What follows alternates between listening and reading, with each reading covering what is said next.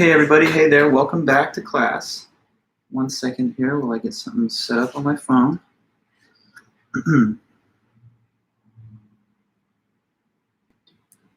All right. Welcome, everybody.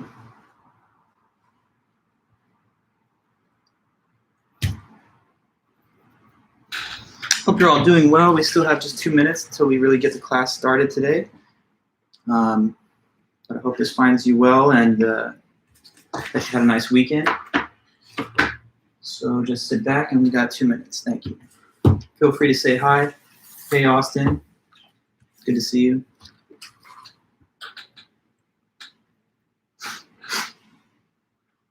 Ian, hello. How are you?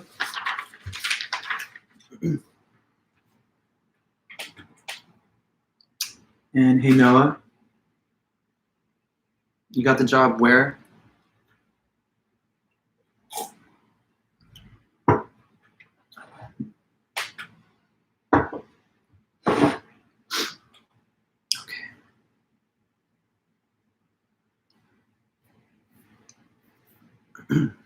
Just another minute.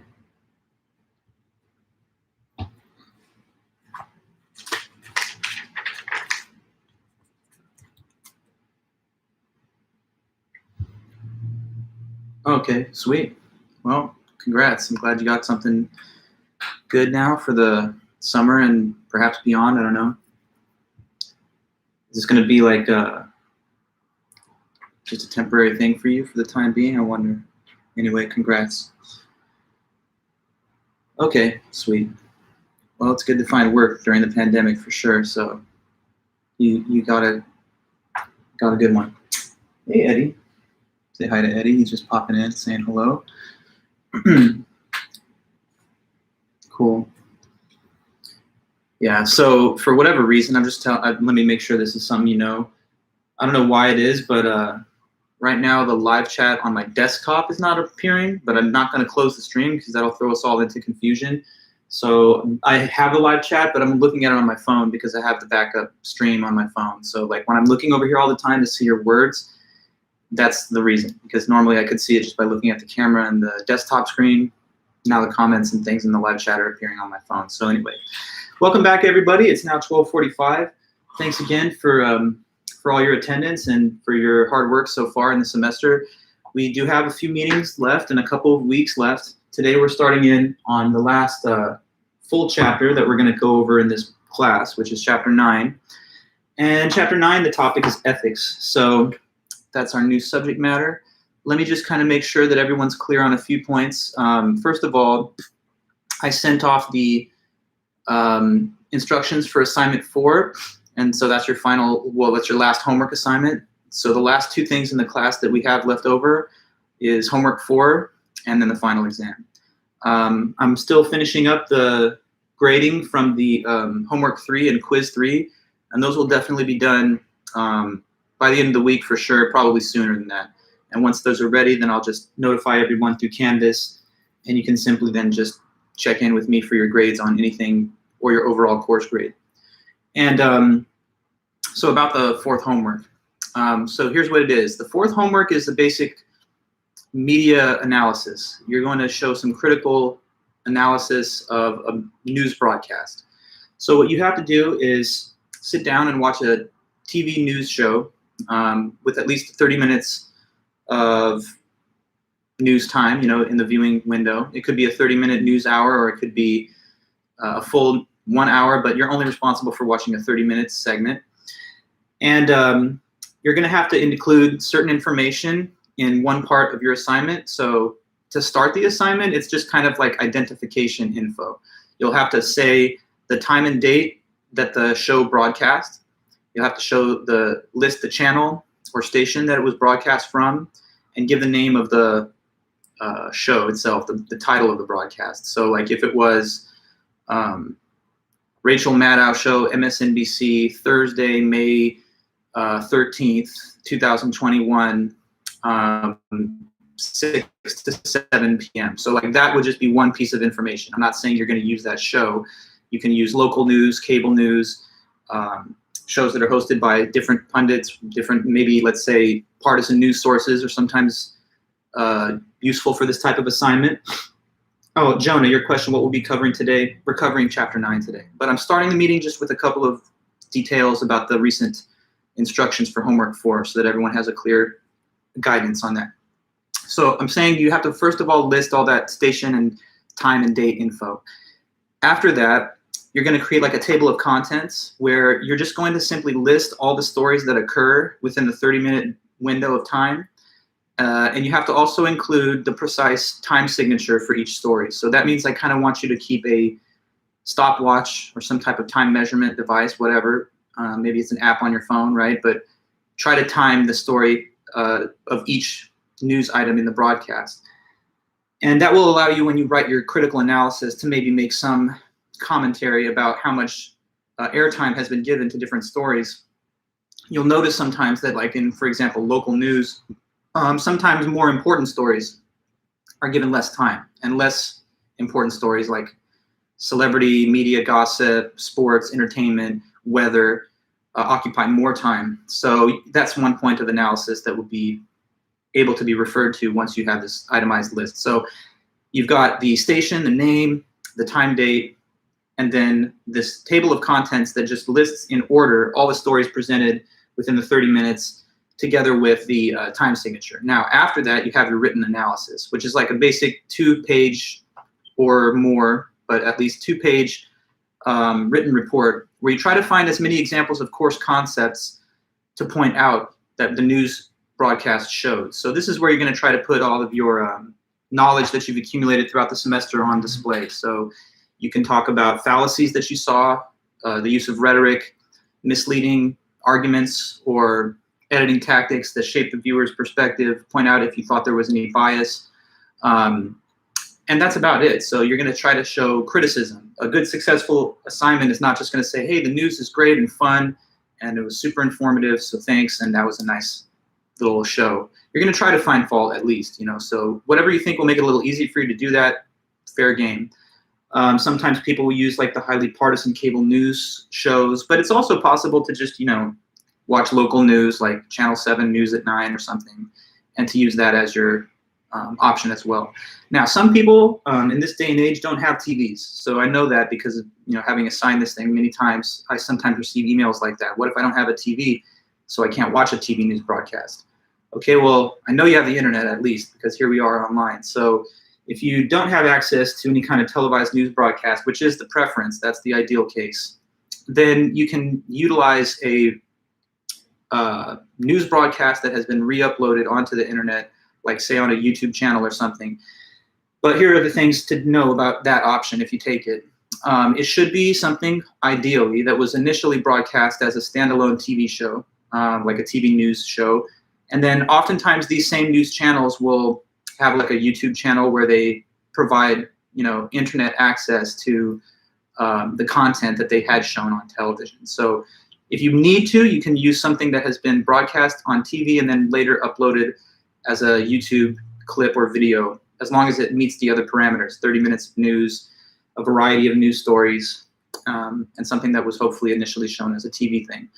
And if you do this also, I would like you to make sure that it's current news. So don't go back into the vaults and tell me about, so I watched a news clip from 2012, and here are the stories, Obama versus Romney, you know, tsunami in Japan. Like, I understand that's still news, yes, but it's not current. So part of what I want you to do is apply these tools of critical thought to the stories of the day that are happening now. So it's not due until as late as midnight of next Friday. So you have, what is that, another 10 days pretty much starting now. And that's about it. So if you had any questions about that assignment, you can always email me or ask me during these meetings. But that's about it. So that's your 4th homework assignment. That's the last homework. And other than that, the only thing left for you is the final exam. But there is one more chapter, and that's the topic of today's meeting. So let's get started with some notes on this current chapter, which is going to be chapter 9. Okay, so is that all well and good? If anything's unclear or you wanted me to repeat anything, just let me know, and I'll be happy to do that. But I guess I can just determine from no one necessarily having these questions yet that we're good for the moment. So as always, though, let me know if that changes or if you want me to go back over anything. Okay, so now starting with this, we're talking about Chapter 9. Chapter 9 will be our last full topic of discussion in the class. So we have 3 meetings on this, today, Thursday, and next Tuesday. So 3 meetings on Chapter 9. Then after that, we're going to have 2 review sessions next Thursday and then the following Tuesday. And then that leads us into the final exam, which will be 2 weeks from this Thursday. So that's the upcoming schedule. And it's all listed on the calendar in the syllabus, so you can refer to that too for any of the dates and stuff like that. Okay. So then, Chapter 9, what is it all about? It is about ethics. Ethics. So when you look back at our semester and all the different stuff we talked about, I could just sort of give you a little summary. We started with basic information about logic and argument. What is a good critical thinker? What is an argument? What is deductive validity? What is inductive strength? What is soundness? What is modus ponens, modus tollens? What are these different deductively valid forms of argument, right? Then we looked at Chapter 1, which talked about some important social psychology experiments like Milgram and Zimbardo, the stages of cognitive development, the stages in the critical thinking process, qualities of good critical thinkers, barriers to critical thinking. Chapter 3 was all about language and communication. So what is language? What are different functions of language? What are different types of definitions, rhetorical devices, qualities of a good definition, and all of that. And Chapter 4 was all about knowledge. What's knowledge? What are the different conditions that are built into knowledge? What are different sources of evidence? What are some unreliable sources of evidence? What are cognitive and perceptual errors people can make? And then after that, following after the midterm, we learned about fallacies. Bad arguments that contain logical errors or flaws. We talked a little bit about the media, just had a slight meeting, couple meetings on media and marketing. And now we've just finished with the topic of science, and that was Chapter 12, which brings us down to the last thing, which is ethics. So I kind of want to take it slow. We have a lot of time to talk about ethics, and therefore, let's just kind of get into it gradually. Let me start by asking any of you guys some questions about what you already think the word ethics means. What do you think ethics is about? Is this word in your vocabulary? If it is, tell me what associations you draw from the concept of ethics. Suppose like a little 10-year-old came up to you and said, I saw a word in a book, ethics, I don't know what it means. Now you're the adult and you will tell this kid, okay there, youngster, ethics means, what does it mean? Do you know? Or have any idea? Let's see. Okay, so you say, Preston, the moral boundaries that we set for ourselves. Okay, well, I like what you said about it has to do with moral stuff. You added to that it has to be something that we set for ourselves. And that's something that some people don't all agree about. Some people believe moral relativism, like what you're saying, that ethics is like individual and subjective. But not everybody thinks that it just has to do with personal views. Some people think that there's like a universal moral law, whether you agree with it or not. So, but yeah, it has to do with morality. And Peru, you say virtues. Virtues have to do with ethics, I guess, yes, because people say that if you exhibit virtues like kindness, patience, generosity, courage, then you're moral, or that you're living a good ethical life.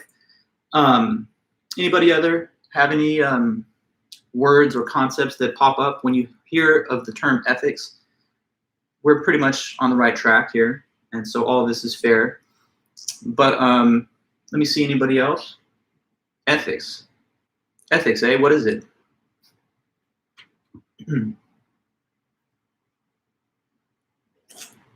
Well, while you're thinking, while you're typing, I hope, let me just try to synthesize some of these comments and put them up here. But I thought you'd all just jump at the chance to talk about ethics, right? I mean, ethics is such a common thought. Ethics, okay, so this is the study of morality.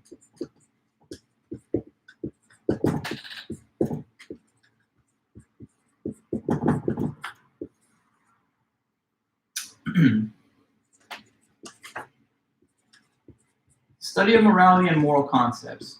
That is what ethics is all about. Okay, so whenever you think about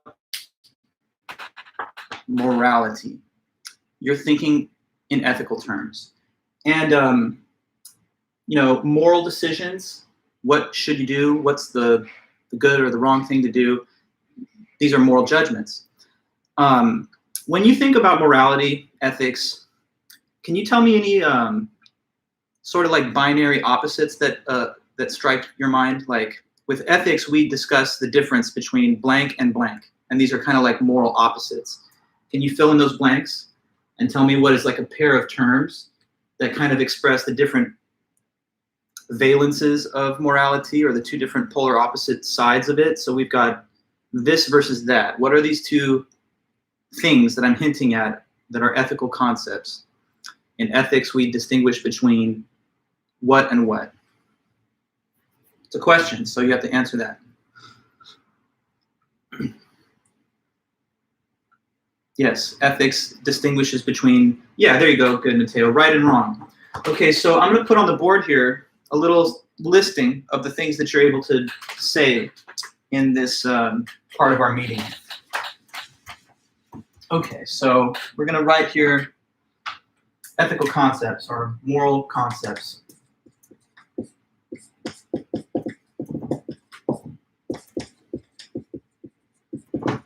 Okay, so one of them, which Mateo volunteered, but others continue. We've got right versus wrong.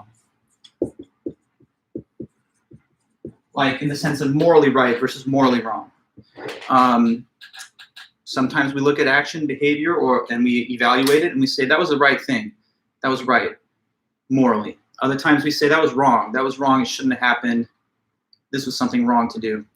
But right and wrong are not the only adjectives or terms that can be mentioned here. So what are some other synonyms or similar, binary opposites? Right versus wrong, or hit me with another one, blank versus blank. And we're not done. We're going to, as many of them as you can. So give me more than right versus wrong. That's a good start. Let's continue from there. Other than right versus wrong, you could distinguish between like the positive and the negative side of ethics with what other words? Just think of synonyms for right versus wrong, yeah? Okay, there you go, Mateo, another one. You're doing a lot of heavy lifting, Mateo. There's other people here, though, too. You've got just versus unjust, yes. Sometimes behavior, practice, pattern of behavior can be looked at and seen as just. Other times, we evaluate behavior and say that was unjust. And of course, we are sometimes subject to the moral judgments of other people. Someone may claim of your own behavior that you did something that was just and righteous or unjust. Well, Anthony, you say pros and cons. But pros and cons are not necessarily moral concepts, because I could like weigh the pros and cons of killing my neighbor, and I might say that, well, one of the negatives is that I could get arrested, but one of the benefits could be that he'll stop playing loud music or something. But pros and cons could be discussed or evaluated by a person with no moral compass. So I understand what you mean, because you're just thinking positive and negative, but positive and negative in the moral sense. So let's do more. Right, wrong, just, unjust. Mateo, thank you. But others, let us hear another example of a pair of moral concepts, and just follow the same format. You see what's up there, right and wrong, just and unjust. Well, what's another, this versus that, that's a moral distinction? Good and evil? Okay, good enough, Anthony, that's good. So like good versus, now evil's like very like a heavy moral term. It's not just, oh, that's not so nice or kind of bad, but evil. Sometimes I think just good versus bad is a better, more minimal way of putting it, so that we don't necessarily think that it has to be like something high on the scale of really, really wrong. But anyway, I'll go with your suggestion just because it's good enough. Good and evil. Let me try. Okay, so here we go. Paul, not to worry. I know what you're saying. Thanks. Paul, if you want, you can jump in anytime, but you see what we're doing, right? We're trying to list a division of like positive and negative moral terms or concepts. So what we so far have is right, wrong, just, unjust, good, evil. Mateo, you say righteous versus not righteous. I mean, yeah, that's a fair enough. You could say the person, suffered some painful losses, but they did it because they had committed themselves to do it by a promise or a vow. And so that was a righteous thing to do, as opposed to like a not righteous thing would have been to just violate the promise because it became inconvenient. Maybe that's possible. Yeah, these are dichotomies, correct, Paul? So do you think of anything else? I don't know. Non-righteous or unrighteous is a funny phrase, but I take it righteous versus not.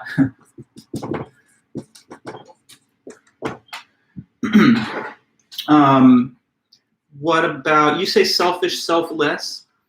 Yeah, another possibility, but it's a little more narrow because it has to do just with an individual's action, and sometimes it's like a practice itself that can be judged morally, which the practice is like an abstract thing rather than a person who did it. Moral and immoral? No, that's very good, right, Paul? I was waiting for that. Moral versus immoral.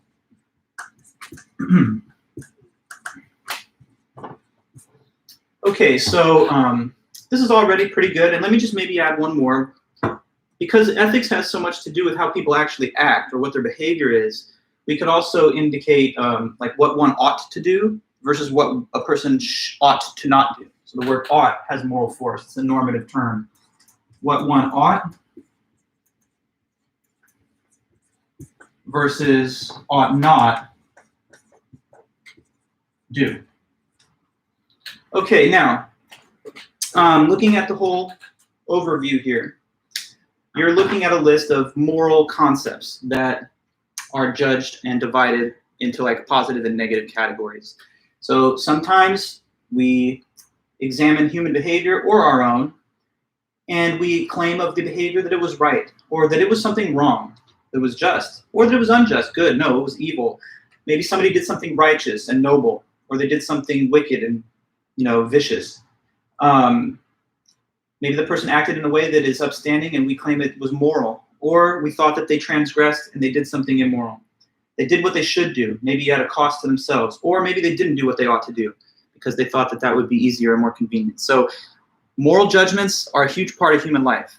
We're not, the other animals that just live according to the rule of, survival of the fittest. We actually, of course, institute protections against some of the weakest people, and we hold people accountable for transgressions of our shared sense of right and wrong, which is how we kind of embody moral principles into the law to some extent.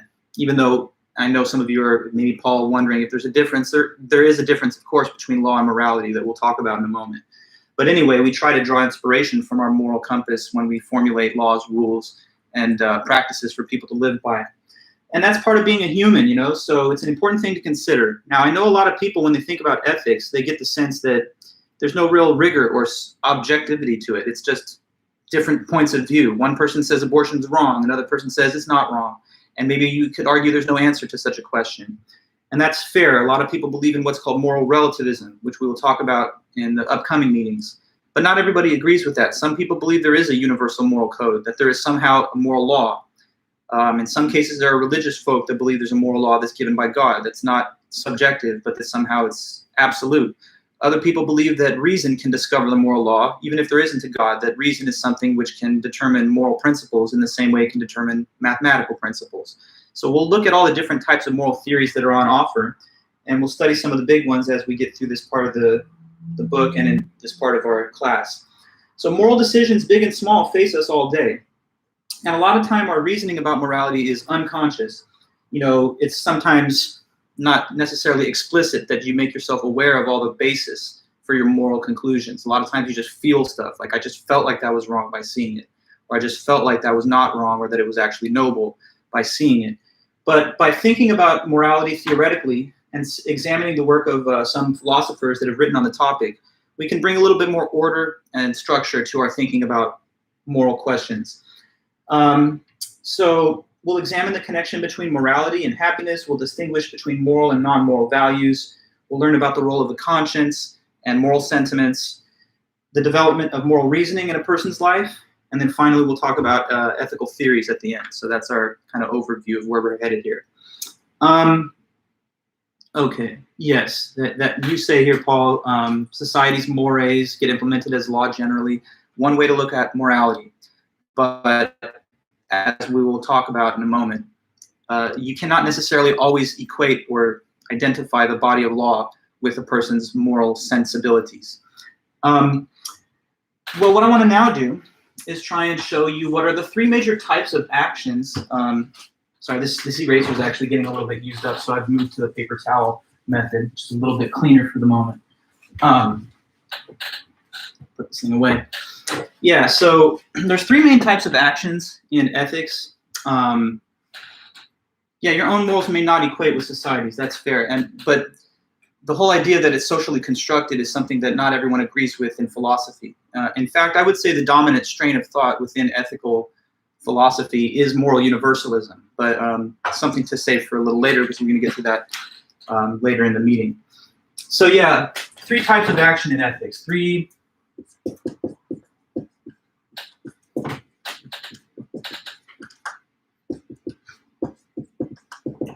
Okay, so in the ethical writings of the West, there are three major categories of action that that moral behavior can be divided into. And let me give you the three types. We'll state the definitions and think of examples that'll help set the boundary of what we're talking about even better. So one kind of action or class of actions in morality are those called morally impermissible.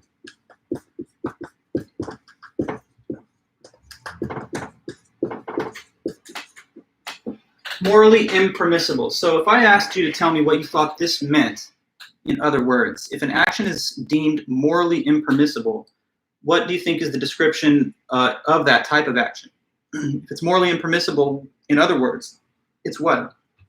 If you had to guess, which I guess you do. So what would be your view? You say this, Paul, something that you should not do, that you ought not do.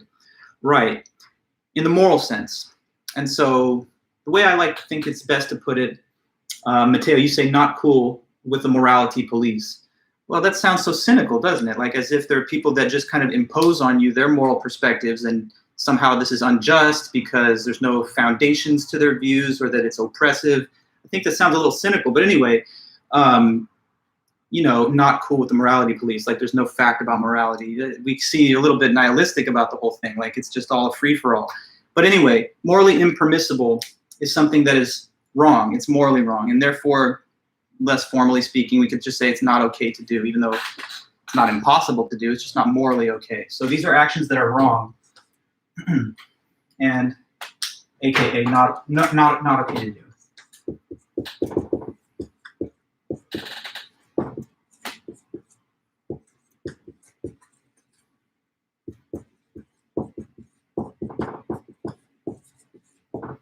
Okay, so wrong, not okay. Let me ask you, hi Alina, good to see you. Think of some examples then. What are some examples of actions that we can probably all agree are uncontroversially within that category? So some things that are not nice things, that when people do them, that's wrong, and they shouldn't do it. Okay, genocide, just going way for the top. There you go. Yeah, that would certainly be on a high level. I mean, this is, you went straight for perhaps one of the worst things anybody could ever do or organize, to try and eliminate a whole class of people, like let's say the Holocaust or something. So genocide, that's definitely wrong and not okay, even though it has been attempted. Murder, okay, a little smaller scale, but still extremely wrong, of course. You know, to take a person's life without cause that's innocent, like just say for the sake of sadistic pleasure or whatever, like a serial killer. Nobody, I hope, would say that this is okay or that that's actually not wrong. So another case, murder. Genocide and murder, you guys are going with some pretty heavy stuff. There's also a lot of, I think, lesser things that could be included in this little sample list. Stealing, okay, there you go, Ariana. That's another good example. As a victim of theft recently myself, I can certainly relate to this. You know, they stole my guitar out of my own car while it was parked. Broke out the window and took it. So it's like a $1,500 Telecaster. Anyway, I've talked about that before, but stealing, taking property that isn't yours with no legal means of transfer over the ownership and without permission from the owner, I mean, that's clearly wrong. Although, look, to bring a little moral complexity into this, some people will debate and argue that there could be isolated cases of theft that are not in themselves wrong. Like you've heard people talk about like a Robin Hood type scenario, steal from the rich, give to the poor. For the most part, I think, you know, stealing would still be regarded as wrong, even if you had some type of noble purpose that you thought you were serving on the basis of it. But But anyway, I'm just trying to indicate to you that in some of these cases, there might be gray area cases where at least some people would be willing to hazard a different moral point of view. But I agree, it's a general truism. Thou shalt not steal is one of those commandments that many people follow, so it's generally thought of as wrong. Jaywalking. Now, I guess, Paul, you're trying to put me under pressure to defend why this is not necessarily immoral in itself, just because it's a violation of like a certain legal standard. It depends, I would argue, right? I mean, jaywalking, you could be punished, I guess, under the law for doing it, but what if there's no one anywhere around and there's absolutely no risk to anybody by you doing it? So it's something that you could argue is not necessarily, well, you're trying to touch on the light side of the spectrum. Okay, well, all else being equal, jaywalking could promote traffic accidents or personal injury or risks that we want to eliminate or at least minimize. So in that sense, yeah, sure enough. But it's way lower on the scale. Let's see, arson, another clear example, proves setting fire to property or buildings. Yes, no one I think is going to say that's fine. There's nothing wrong with that. I don't know. How about lying? I noticed that nobody mentioned lying, but that's a pretty easy case to refer to, even though sometimes the lie doesn't have very much writing on it or no big stakes are in play. If I promise you something and then I violate the promise, then that was wrong, even though it doesn't have any legal force most of the time unless it's backed by a contract. So say you asked me to pick you up at the airport and I promised you. I say, you know what, you have my word. I vow and I promise to you that I will keep my word and show up at the airport at 12 to give you a ride back. Now you're at the airport, you're waiting, it's 30 minutes later, you call me and you're like, hey, are you running into traffic? You remember you promised me that. I'm like, oh yeah, I remember it. But I had no intention of ever coming. The whole point was to just get you stranded at the airport. So good luck getting home, haha, you're a loser. If you do that, you're doing something wrong. So, you know, the violation of vows and promises, I don't know, transgressing on your marital vows would be a more pointed example. Morally impermissible stuff, all right? So we've got a whole grab bag of examples to refer to. All the way to the top of the moral spectrum that are some of the worst things, genocide, murder, torture, rape, all the way going down to like, you know, personal lies, petty acts of theft maybe, and maybe violations of certain laws or civic codes that don't necessarily create much danger or harm, but are still in themselves maybe not ideal moral behavior. Okay, so that's morally impermissible, but we say there's three types of actions, so the reverse has to next be mentioned too, and that's morally permissible.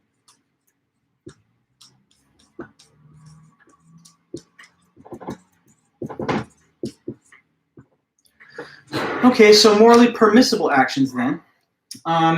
What would you guess would be the definition here? Because it's really just defined contrary to this. So if morally impermissible things are things that are wrong and they're not okay to do, then what do you think it means when some action is morally permissible?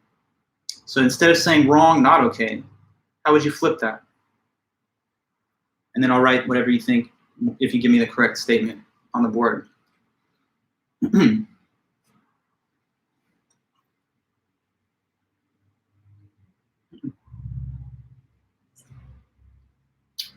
Yeah, so morally permissible. Well, Matteo, I'm not asking for an example. We'll get to that, but first we need a definition. This is always how you proceed logically. You have a definition, then we fill it in by example. So, not to say that's a wrong example, although there are some people, teetotalers and others, that think drinking in and of itself is a vice, not to be promoted. But, you know, setting all that aside, what do you think could be the definition of the type of action that is morally permissible? But no worries, that's a good example. We'll get back to it. But overall, what kind of actions are morally permissible? These are actions that are what? What kind of actions are they? Instead of saying a specific action, give me the genre. Okay, if I asked you like, what is rap music? You wouldn't just, you could be like Kanye West, but you could tell me the definition of the genre, and then I could ask you for an artist. So anyway, what's the concept of a morally permissible action? Okay, so Ariana, actions that are okay to do, good. And as long as we're working with the concept of right and wrong, then I would just add one little element to that, which is that these are actions that are not wrong. They're not wrong, and they are therefore okay, morally speaking, to do. All right, so let me put it down. Actions that are not wrong, not morally wrong.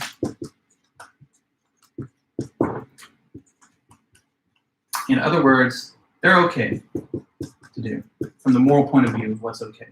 Not wrong, okay to do.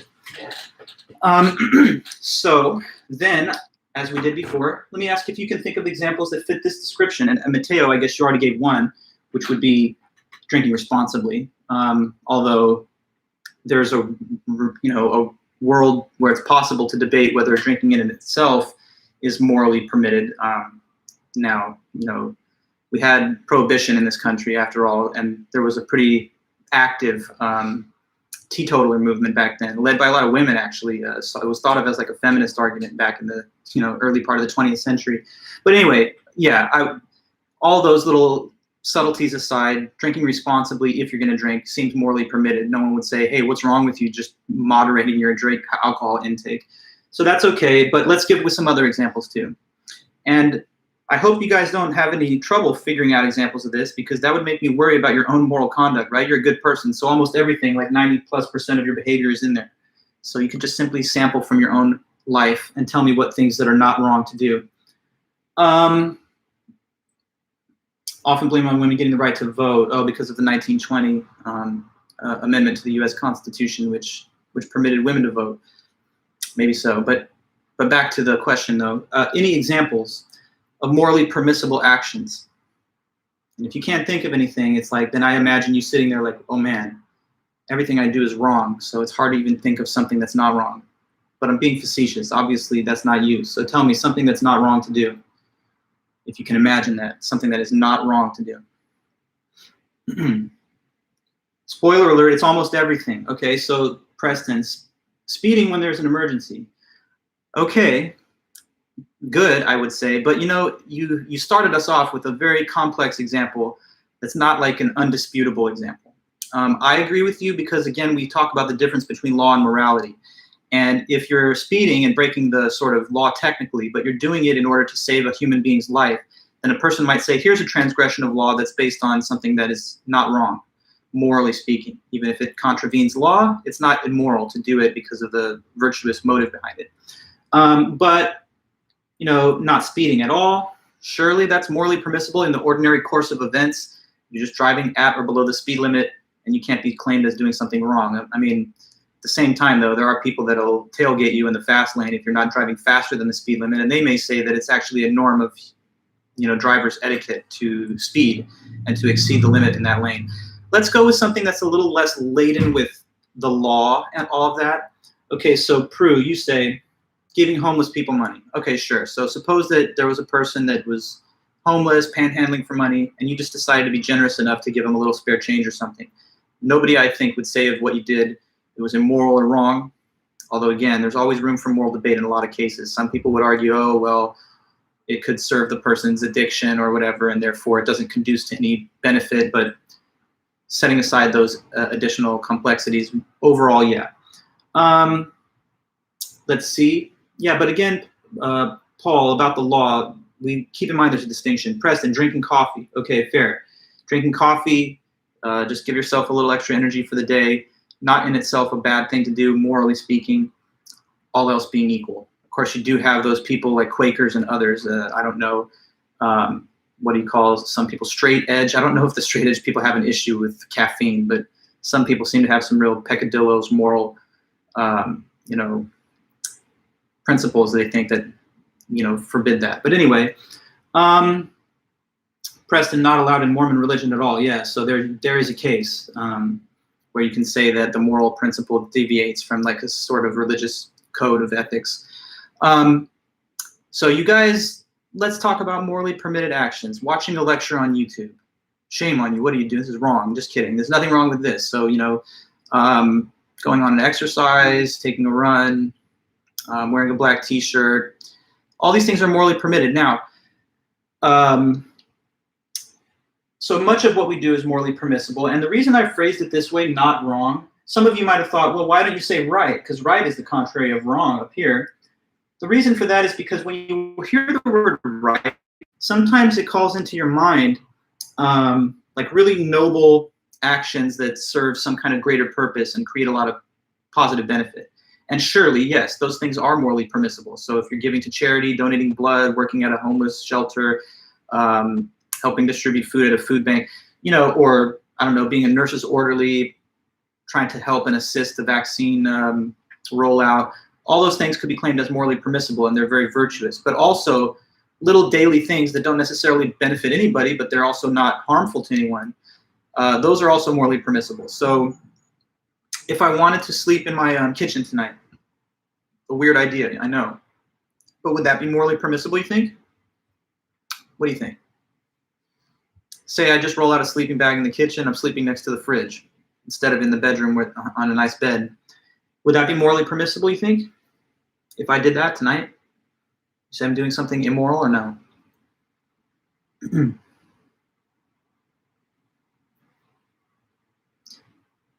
Sleepover time, yes. But, you know, to be serious, though, would it be wrong to do that? It's not immoral to do that. I hope that's what your feeling is. It's not immoral because it is my, you know, apartment. It's my house. If I want, I can sleep in any part of it. And you can't tell me what I'm doing there is somehow evil, immoral, or wrong. It might be strange. It might be an odd decision. It might not be nice on my back. But you can't really say I'm doing something evil or heinous, wicked, or whatever. And, you know, a lot of the morally permitted actions are like that. If I want to walk down the street in a chicken suit, it's an odd fashion choice. Might get me a lot of weird looks. But you can't say this person's doing an evil act or something that's heinous, wrong, immoral. Now, it's also interesting to consider other things that are even kind of self-destructive. Maybe they're still considered like not wrong. What if I want to, I don't know, withdraw $10,000 out of my bank accounts and just spend it all on like a really nice Rolex watch? Would this be morally permissible? I would say so, yeah, because my wealth and income is my property. I'm therefore free to dispose of it in ways that I want, even if they're frivolous or not even well chosen for my own best interests.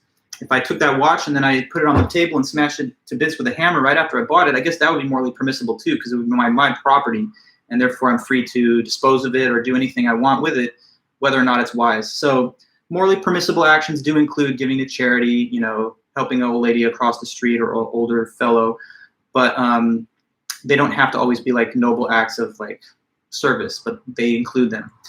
Okay, so anyway then, as we go on further, a third type of action in ethics that generally rounds out the whole categories are actions that are claimed as morally obligatory.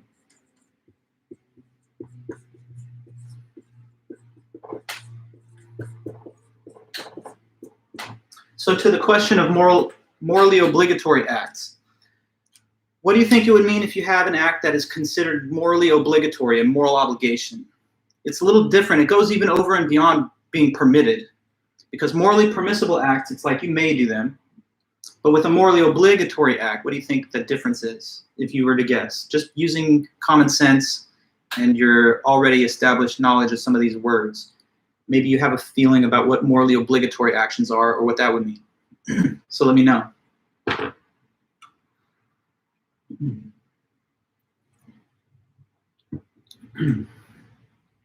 Actions that are not wrong and you must do.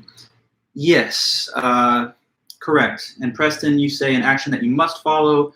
One must do something. Prue, taking care of your elderly parents. Well, Prue, we're good enough, but you're still, we focus on the definition, then we'll go over through examples. But okay, now, let me write it because it seems like you guys do understand.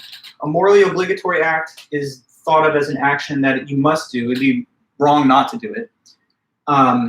So that's over and beyond just being permitted. These are things you may do, but these are things you must. So actions you must do, and they're wrong not to.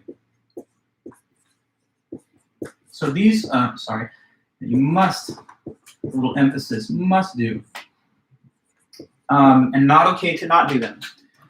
So these are morally optional, but these are like morally mandatory, basically. And now we can go over and think of examples of what might be considered morally obligatory actions. Prue, you say taking care of your elderly parents. Generally, yes. Now, what's the definition of parent? Is it a biological parent? Is it the legal guardian that's assumed custody of the child?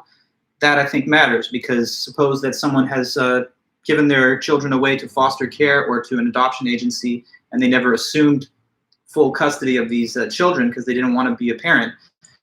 then the question of who you are to take care of, I think, would depend on who actually provided for your care. But many people, I guess, would call it their parents, whether it was biological or otherwise, if those were the individuals who helped raise them up. At the same time, there are some exceptions too, because some people's parents are abusive, psychopathic, crazy, whatever. And so if that's the case, you're surviving your upbringing with these parents, and therefore you have no, I would argue, maybe moral obligation to them. But some people really emphasize, filial obligations to one's parents. I'm just trying to show that there's some room for moral debate on it.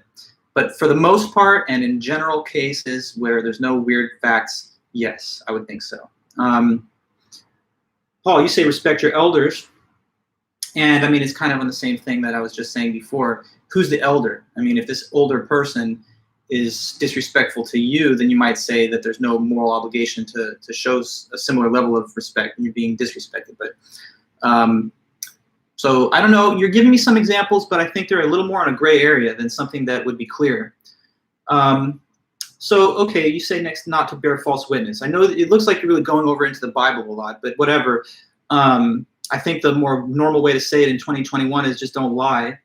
And to that point, yes, because there's a logical connection between these two categories. Let me explain really quick. So if these things are wrong to do, then logically speaking, you have an obligation to not do any of them. Okay, so like it's morally impermissible to murder. Let's agree on that, I hope. If it's morally impermissible to murder, then likewise you have a moral obligation to what? To not commit murder. So in the morally obligatory camp, you have the negation of all the impermissible actions. So like in your case, Paul, if lying is wrong, and it is generally thought to be, then not lying or bearing false witness would be a moral obligation for you. You say, well, then again, with a not, it's not impermissible. Just working from 10 Commandments. Yeah, no, I know. So not to lie, not to break promises. Now, let's go back into the whole discussion. How about positive moral obligations? What about if you've received a service from some kind of vendor? Don't you think you have a moral obligation to pay for the service rendered to you? So if you sat down at like a restaurant, right, and you ate the meal, don't you think you're morally obligated to pay, and it's not just morally permissible to pay? I would think so, right? Because otherwise you default on your end of the implied contract, which is to return compensation financially for whatever service is provided to you. So paying for things that you've already received would be another good example. Keeping promises instead of breaking them, and non-performance of all the morally impermissible acts. Another one that I think is usually clear would be like, if you have assumed custody of your children, right, you've taken them in, you have like a moral obligation to provide for their food and upkeep. It's not just permitted for you to feed and house your children, given that they are yours, but it's obligatory, both legally and morally. In the chat here, you say, you must kill one person to save 5 from being hit by a train. Yeah, you're going into the whole trolley problem scenario. That's definitely a vexing question, and there's a lot of debate around that whole case. You say in some places to take action to preserve life may or may not be obligatory, but isn't precisely the opposite of not murder. Yeah, I don't know. So the duty of easy rescue is kind of what you're talking about, Paul, that some philosophers like Peter Singer have mentioned. They give examples where all you have to do is like reach out a hand to pull someone out of a pool who's drowning, that doesn't know how to swim. And the argument is made that if there's no cost to you and no risk whatsoever, and you could save a human life, then it's not just permissible for you to intervene, but obligatory. But then there are other people who say, strictly speaking, you can never be placed in a moral obligation to provide assistance that you don't elect to do on your own free will, because that would compromise your freedom as a person to remain uninvolved in other people's problems. But I do side more often with the whole duty of easy rescue. If it's difficult rescue, though, if it places you at risk, like you got to intervene in a shooting, then that's not necessarily a moral duty, I don't think. But, good example. You say vaccinations, Paul. I would argue that you have a kind of social obligation to do your part to reach herd immunity. But, in the world we live in, there's a lot of people that have their conspiratorial and unscientific beliefs against vaccines. And some of them may argue that, it's a kind of threat to the human genome, and interfering with that can maybe pave the way for bad outcomes in the future. It's totally false in my opinion, and It's, I think, a credible scientific opinion, but anyway. Oh, vaccinations for your children? Well, there you go. Since we're in the midst of a pandemic, my first thought was COVID. But yeah, getting those measles, rubella, mumps type shots for your kids, I would say, is a moral obligation. But yet again, there's room for some people to argue against that. They're in the minority, though. Okay, so now I want to make a point that was kind of hinted at a moment ago, but we didn't fully get into it. And I want you to all understand that there really is a difference between the concept of morality and the law. And we shouldn't necessarily equate them, although there's a lot of overlap. The reason I'm saying that is because it's possible for there to be things that are legal, but to some moral judge, wrong to do. On the other hand, the contrary is also possible, at least to most people's judgment about morality, that there could be things that are, so there could be things that are criminalized, but that are not wrong. And there could be things that are wrong, but that are allowed under the law. Let's try to find an example of something that at least one time was legal, but probably to all, at least with the benefit of hindsight, and probably at the time too, we should have been able to recognize was wrong, even if it was ever legal. Can you think of something like this? Yeah, Noah was here earlier, but I don't know. He seemed to have wanted to tell us about his new job, and maybe he'll drop in again, or maybe he's just got this running on another window. But let's ask the question, though. Can you think of any kind of practice or action that had ever been legal, but let's just say it was probably something wrong? The Gen Z hospital skit, oh yeah, bruh, like dead ass. But back to the question. Some practice, action, etc., legally permitted, at least at some time in history, but nonetheless wrong morally. So legal, but immoral. Can you think of something like that? You should be able to. Okay, so there's one, Ariana. When teachers were able to hit students in school, corporal punishment as part of formal education in public schools. Yeah, today this would certainly be regarded as abuse and even a crime. But, one time in earlier generations of American history, this was thought of as something that should be permitted under the law. Legal, but a reasonable judge could say that was wrong. Marriage of a minor or child. Okay, there's another one. Even in, it's weird. There are some states in the United States that have different levels of age requirement for the age of consent. And in some states, the age of consent is different from the age of adulthood. Some like deep South states and stuff that hold over these older traditions of like youth marriage, young people getting married off into, wealthy male suitor's family or whatever. Okay, you say Stanford prison experiment, legal but wrong? Maybe. The people that volunteered did so of their own volition, but maybe they didn't know what they were getting into, so that could be an example. How about something bigger, guys? I really want you to tap into American history and tell me about an institution that was legal, but it was dead wrong morally. Go ahead and tell me. You already know what it is, and I know you're thinking of it, so just write it in the chat.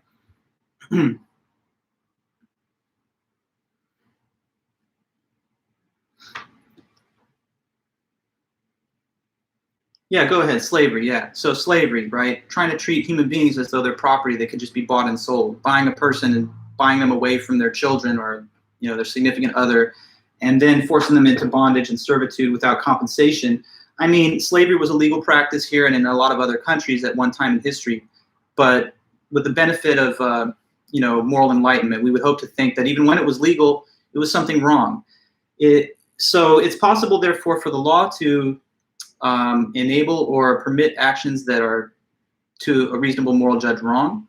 On the other hand, there could be things that are not in themselves wrong that are prohibited under the law. So like back in the time of slavery, if you had been Harriet Tubman or somebody trying to free slaves, like in the Underground Railroad, then not only could you have been prosecuted, but the slave too under the Fugitive Slave Act. So that would have been a crime. But we don't think of these people as villains of history, but rather heroes that were willing to stand against the prevailing legal norms of their time to do the right thing. So look, whether you are more of just a nihilist about morality or not, many people would argue that we have to distinguish between law and morality, because otherwise the laws would have no moral force and we would just look at them as arbitrary. If there was no distinction between law and morality, then there would never be any room for civil disobedience or for protest against existing laws. think of even in our current day contemporary American society, you know, there's a lot of pro-life people that believe abortion is a fundamentally immoral act, but yet it is federally legal according to the Roe versus Wade decision of 1974 in all 50 states, although of course there are some states that impose severe burdens on a person trying to access a facility or to, you know, legally apply for the procedure. So you could say if you're a pro-life person today, I'm living in a society that has an immoral set of laws. Or there are some people who oppose our drug laws. Think of like libertarians that don't tread on me. You know, if it's private conduct, it doesn't affect other people's interests, I should be permitted to do it without, you know, big government coming and interfering in my private life. If you believe that like smoking marijuana and stuff is not wrong morally, then you would also have to agree that there's a distinction between law and morality there. But that does not mean that we should simply be all defiant against the law and think that it has no moral basis. For the most part, with, I guess, some notable exceptions aside, law does reflect our best attempt at codifying our shared moral sensibilities and putting them into a structured system. Paul, you say, marriage in many places then and now where the man owns his wife is not much different. Yeah, there were a lot of, there were laws that said marital rape was impossible in some states until maybe more recently, according to which the act of marriage itself certifies all future acts of sex as consensual, but those laws have been struck down and found unconstitutional as well. So anyway then, and you say this, amongst the jurists, there's a debate about whether the court can originate law or can only uphold law regarding Roe versus Wade. Yeah, well, if you read the majority opinion from the original case, they said that there's like penumbral emanations from some of the amendments in the Bill of Rights that they interpreted to imply a sphere of personal privacy with regard to pregnancy decisions of a woman and her physician. So there are disputes among jurists, yes, but the law has been upheld numerous times by the Supreme Court with different makeup of the Supreme Court. And with a 6-3 majority on the conservative side right now, we'll see if any cases reach their docket and if they take them. But at least for now, we've had a stable status quo legally on abortion for like almost 50 years. The debate does go on. I have to teach this debate, so I teach pro-life and pro-choice arguments in other classes about ethics. Anyway, though, just trying to show you the complexity of the moral landscape and how there's room for some moral debate on certain questions.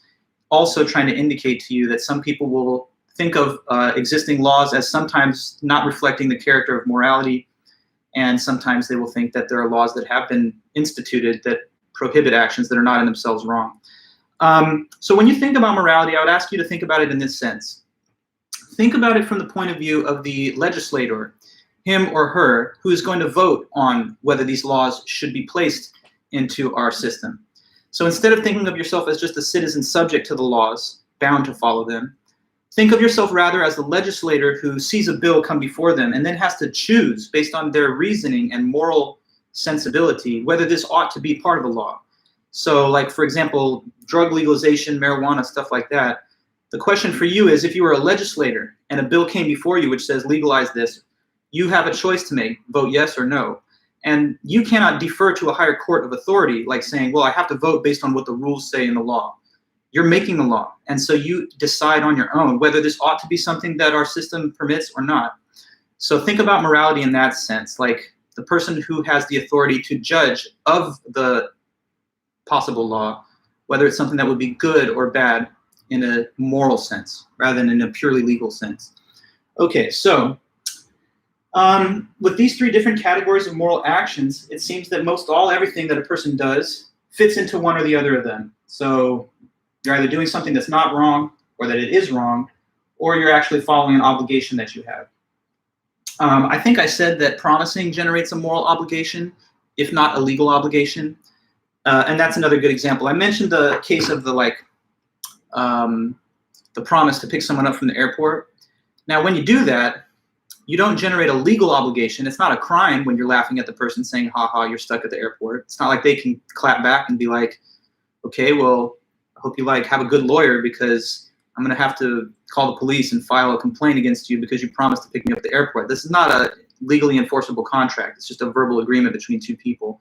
So in that case, you deviated from a moral obligation by promising. When you promise, you take away the moral permission to just not do the thing. If you don't want to be obligated, then don't promise to do it. Say, maybe I can do it, I'll let you know. So anyway, promises and vows generate moral obligations. along with other examples that we have mentioned here. Okay, sorry, something popped up on my screen. Got to move that. Okay, so yeah, to the next point, let's just give another definition. So when you're the person who makes a judgment, about what's right or wrong, or about what you think you should or should not do, that's simply what's called moral reasoning. Okay, sometimes we reason about what's true and false, and that's just logical reasoning we've studied the whole time. And then sometimes we apply the same tools of like analysis and judgment to moral questions, and that's what's called moral reasoning as it's defined in the book. So moral reasoning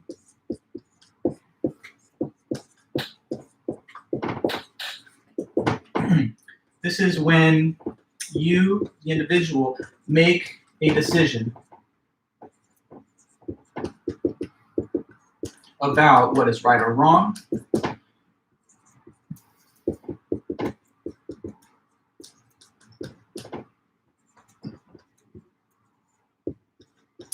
or what you should or should not do.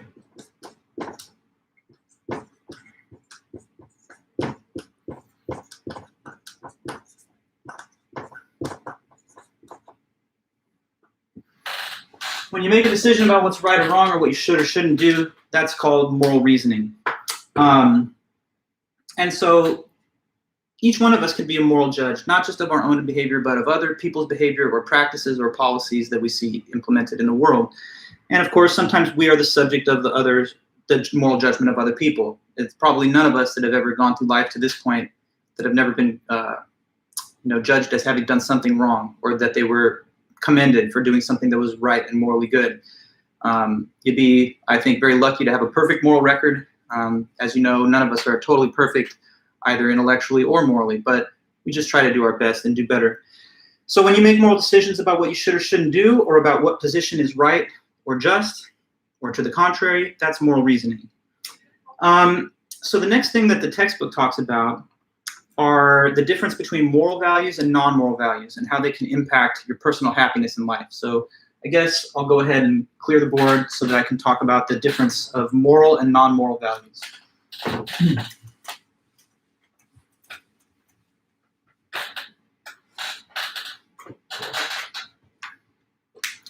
Okay. So moral values first. And maybe to kind of have some organization, these are two types of values.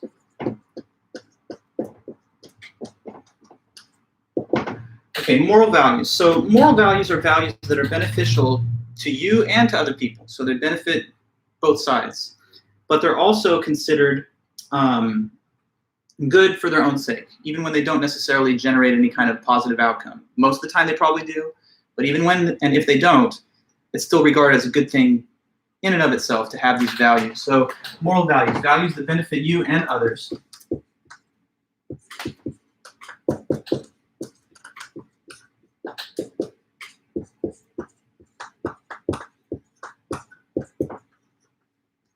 And, a little second part, and are considered good for their own sake.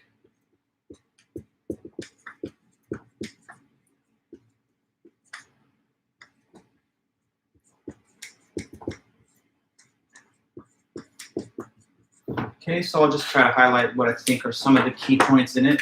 So benefiting you and other people, and considered good for their own sake. And here I'll give some examples. So example given, like take the case of forgiveness could be one.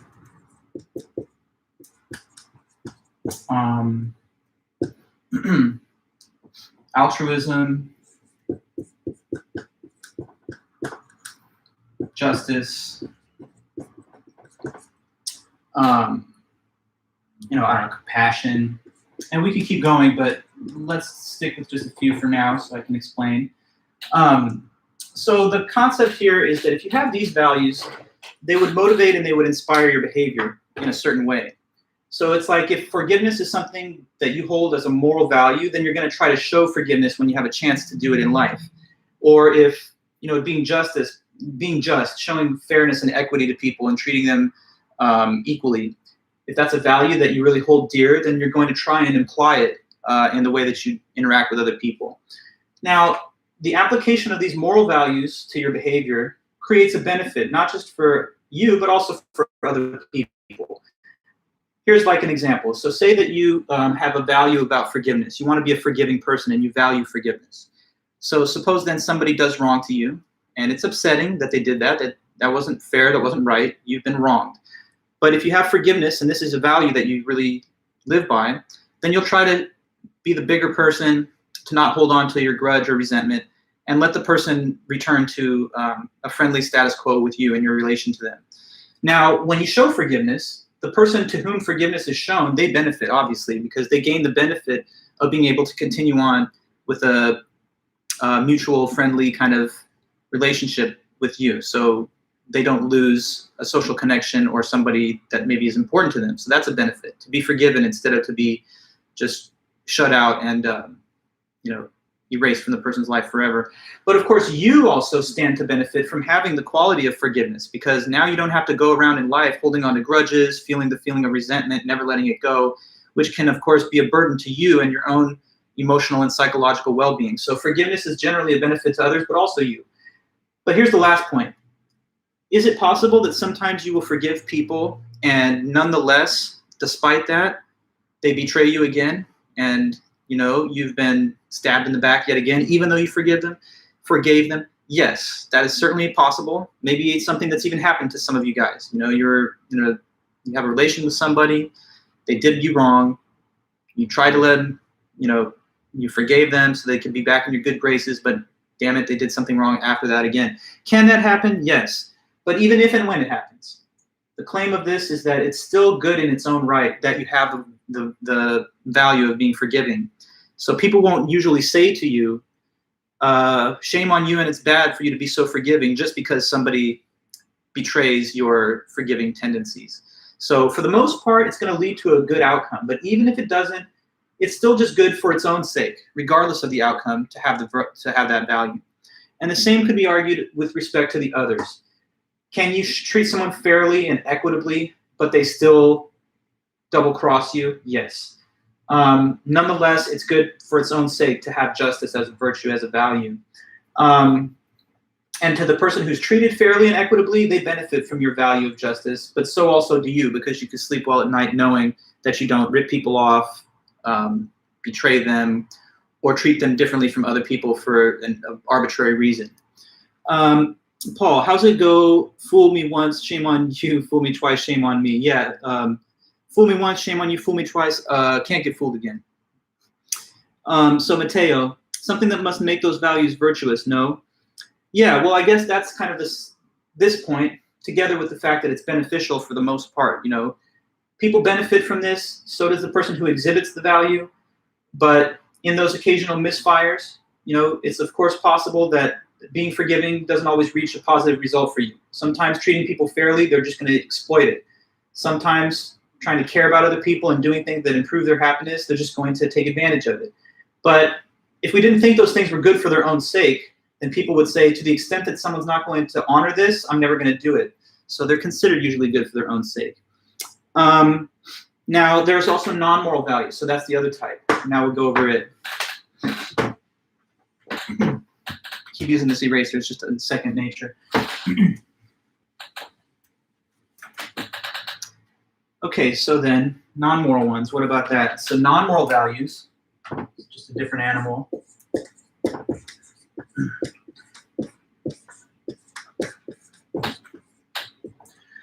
So the non-moral values are things that we sometimes call them instrumental values. And the best way to put it is that these are goal-oriented values. So they're more like self-interested. They're all about you trying to get something at the end for yourself that benefits you. So they're goal-oriented values, and they're desired as a means to an end. Okay, so I'll write it out.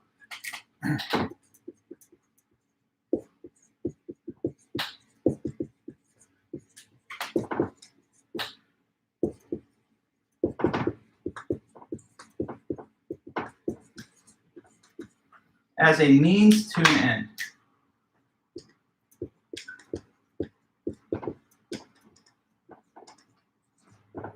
Okay, goal-oriented, and their means to an end. So with this, non-moral values, let me give some examples. What could they be? Non-moral values include things like wealth, fame, popularity, prestige.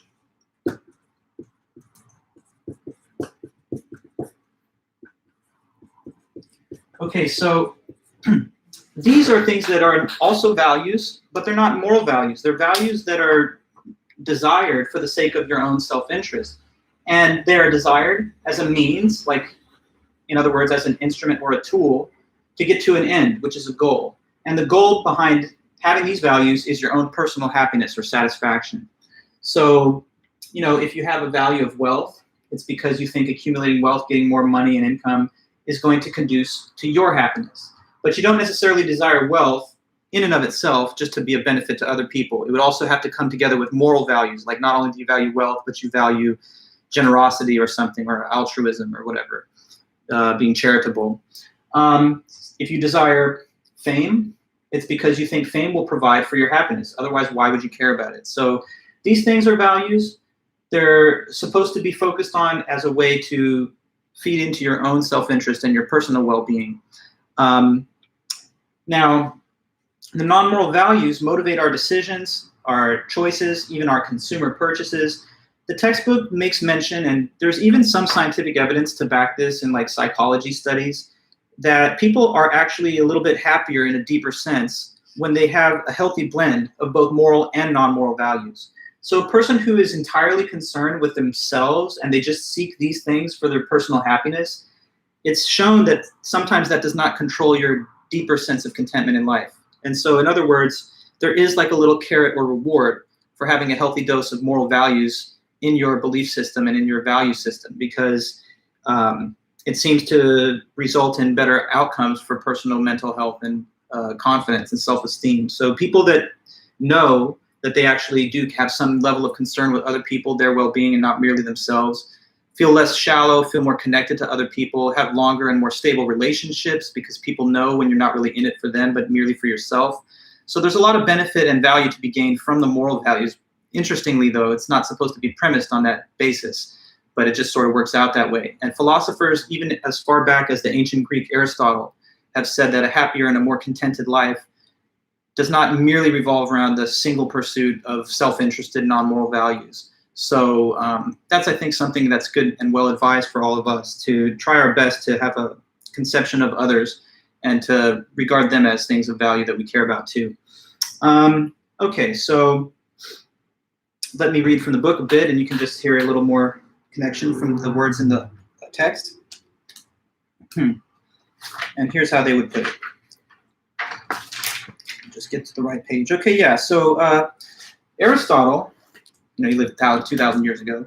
He believed that morality is the most fundamental expression of rational human nature. It is through being moral, he argued, that we are happiest.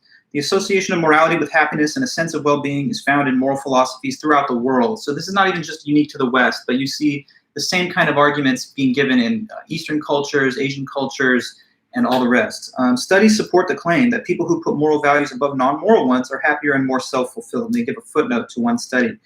Moral values are those that benefit yourself and others and are worthwhile for their own sake. They include altruism, compassion, tolerance, forgiveness, justice. Non-moral values are goal-oriented. They're a means to an end that you want to achieve. Non-moral values include prestige, fame, popularity, wealth, which we desire for the most part because we believe they will bring us greater happiness. When buying a car, a person who places non-moral values above moral values might base his or her decision on stylishness, cost, and a desire to impress others. A person who places moral values above non-moral values, in contrast, might place more emphasis on fuel efficiency, environmental friendliness.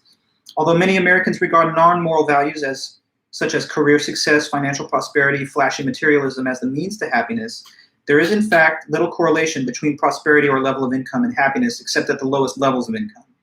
On the other hand, there's a positive correlation between level of moral reasoning and critical thinking ability. So they make mention there that people who are a little bit better at critical thinking are also usually more skilled at moral reasoning and entertaining all the complex factors that go into making a moral decision or judgment. Let me see what else is written here in the chat really quick. Isn't pursuing moral values still only for oneself? Well, not necessarily. That doesn't need to be the motive, but it could just be a sort of side effect of doing things that are not necessarily self-interested. So it just so turns out that, I don't know, our human nature does provide some type of incentive to act this way. But in the first instance, I don't know if that's the motive for it. But it's a valid question. It's kind of I think a complex philosophical question, really, that couldn't be resolved with just a quick response. Like, what's the true nature of your motives when you do moral things? Are you just doing it because it makes you feel better? I don't necessarily think so, though, because sometimes, as you saw, doing the moral thing can actually come at a cost to you, right? What if you gave all sorts of time and energy to a worthy cause because you felt like it was good, but it's actually causing you to lose sleep and it's affecting your health negatively, but you keep doing it and you persist just because you have that level of attachment to being devoted for other people? Can it really be said that the psychological rewards outweigh the physical costs? Well, it's a vexing question. I would say that in some cases, a person's desire to be beneficial to others can override their own self-interest, but that's something that not everyone will agree on. So it's just a question, I guess. And then you say, if you're only nice because it makes yourself feel better versus being nice for its own sake.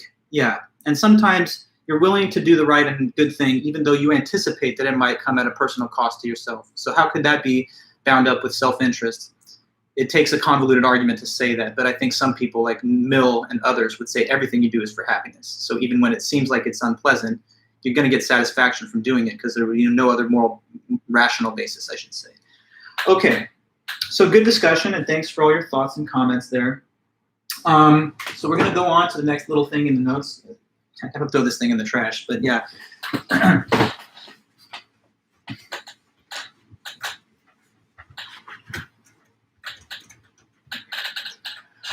Cool. You don't buy the personal cost thing, Mateo? Like, you think that still it's really, it's just a step removed from like a self-interested motivation. Yeah, this is just something that I think is the subject matter of ethical debate and theoretical debate. But yeah, there's been a tradition in philosophy anyway, going back to the ancient Greeks, which tries to indicate that there's like a moral motive that's not merely self-interested, but it's worthy of further discussion and contemplation. So when you use your moral reasoning ability, one thing that can assist you with that is the conscience, okay? And so let's make sure we all kind of understand this concept. What is the conscience? Not to be confused with the word consciousness, which is, consciousness is like just the ability to perceive anything. Like this marker has no consciousness because it's an inanimate object. But me and you and like, I don't know, turtles, cows, dogs, cats, other life forms, we have consciousness just because we can see, taste, touch, hear, and smell and like think. But conscience is not consciousness, okay? So this is a moral concept. It's not just about perception. So conscience, maybe you've heard the word before, but basically the way it's defined is that it's some kind of innate source of knowledge about what's right or wrong, okay?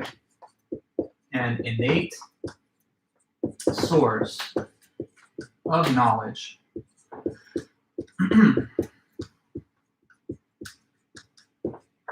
about what is right and wrong.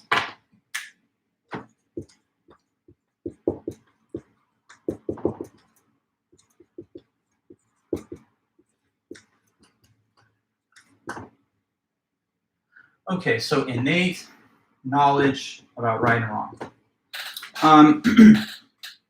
So the word innate implies that something that you're born with, that's somehow like naturally endowed within you as a human being. The textbook mentions that, okay, well, let me say a little more. So sometimes you have this little feeling inside that tells you, hey, you shouldn't be doing that. Or if you did that, that was wrong, and now it's the time to feel bad about it. Or in other cases, your conscience might lead you to do the right thing. You know, you're debating what action to take, and your conscience says, you know what, even though this is the harder path, that's the thing that you should do because it's the right action. So like say a student turns in a plagiarized assignment and then they feel bad about it because they know it was dishonest, their conscience might bother them. Or maybe they were tempted to turn in a plagiarized assignment, but they said, you know what, I'm going to turn in this kind of half-assed, you know, not so good assignment that I did honestly just because I don't want to cheat. And now they're willing to take the penalty of lower score, but they feel good about it because they have a clear conscience. So your conscience reveals to you the moral character of your actions, and it tries to affect you in a way that leads you towards the correct moral choice or action. Now, when we say innate, that means like naturally born in. But as with a lot of things that are innate, it can either be cultivated by our environmental experiences, or it can be left to wither and not fully develop. An analogy to that, I think, would be like the capacity humans have to learn language. You know, exceptional cases aside, like significant cognitive disability or whatever, but people like us that can speak language and can understand words that are spoken and written have a serious skill that, you know, other animals don't have. But notice that a baby that's born on the first day cannot speak any type of language, right? It's just goo goo gaga, cry, gurgle, you know, baby noises, no words, no grammar, no vocabulary. But then you fast forward to whatever, 20 years later, some of your guys' age or whatever, and you see now we have a fully fluent speaker of the language, their native language. So what had to happen between the first day and then that 20-year span later for them to get that language ability? Well, it didn't bubble up from inside of them. They had the ability to acquire it, but they had to be supported by the proper like environmental inputs. So they had to be exposed to a language community, their parents, the media, other language speakers. Now, I don't know if you guys are aware of this, but there's some interesting case studies of real life examples where like a child was abandoned to the wild by, you know, derelict parents that didn't want to raise a kid. And so suppose this has happened. There's interesting documentaries on the whole example that I'm talking about. But in one case, a little girl was left behind to the woods at a very young age and not, you know, raised by parents. And can you believe this? It's an amazing fact, but like raised by like a pack of wolves. So it's like they call a feral child. Later on, they found this girl in the woods that had been raised in the wild by animals. And she did not have any cognitive disabilities like Down syndrome or anything that ought to have prevented her from being able to acquire language. But now they're getting to her too late. She's like 6 or 7, and they tried to instill within her knowledge of how to speak and write, but she could never quite get it because she didn't have the proper exposure during that critical period of time when your brain is developing and learning the language. So I'm making this analogy just to show you something that, as with the language acquisition capacity, it's there, but if it's not activated and supported, then it can become weak and not fully functional. And so the same argument is made about the conscience. We have it, but if we ignore it or we don't have the proper moral instruction in our youth, then it might not fully develop either. So the conscience is something that both has a natural and a nurturing aspect. Now, of course, there can be people that are exceptions to that. You know, we have some people that are like, that are psychologically maladaptive and like sociopathic, psychopathic, homicidal, and that don't feel any kind of degree of guilt or remorse for even the worst actions that you can possibly imagine. So as much as some people say, I don't like having a guilty conscience. And I'd really prefer if I wasn't so burdened by these little voices in my head that are telling me I've done something wrong when I have. It's better for you to have touch and contact with your conscience than to be a person who seeks to totally eliminate it and to silence it. Because if you were able to do that, you would just turn yourself into a psychopath. You know, who wants to be a person who feels nothing no matter what they do? That's somebody who nobody respects or wants to be in any kind of relationship with. And it's to your own detriment. So as much as the conscience can sometimes be annoying and a source of pain, we have to listen to it because it's simply trying to lead us into the right course of action. There's some like stereotypical tropes I've seen in pop culture of like a person trying to make a moral decision and they got like a little angel and a little devil on their shoulder. Well, I don't want to go too far into these kind of cartoonish analogies, but the conscience is kind of like in the realm of like the little angel figure that's trying to instruct you about the right thing to do. Okay, so from there's some discussion about how the conscience reveals to us different moral sentiments. And I don't think I've got sufficient time with like 3 minutes to go over much more for now. But with 3 different meetings, we've got plenty of time left. So let's just, for the moment anyway, pause our, meeting, and we'll continue on Thursday to get more from Chapter 9. We'll pick up right around the moment where we're talking about conscience, speak about moral sentiments, go over the development of moral reasoning, and then we'll set up discussion of moral theories, and then we'll have a whole meeting on moral theories after that. So for now then, let me know that everything's good to go for today's meeting, and once you let me know that, I'll close the stream and we'll be back on Thursday. Like I say, I'm grading the last assignments that you guys have turned in, homework 3 and quiz 3, and I'm going to be done pretty soon, so I'll be able to tell you about when you can email me for your grades. But until then, let me just know that we're good for today's meeting. This is working, right? Microphone and live chat, it's all good to go. Checking with you. Okay, so perfect. Thanks, Ariana, Mateo, and everybody else for making it a nice, interesting meeting. Hope you have a good day, and if you need anything, please email me, and I'll be in touch. So until next time, have a good one, and I'll see you then. Oh, Paul, you say you suspect there are many similarities in the last homework? Well, yeah, maybe, but that's life, isn't it? Anyways, have a good one. I'll see you soon.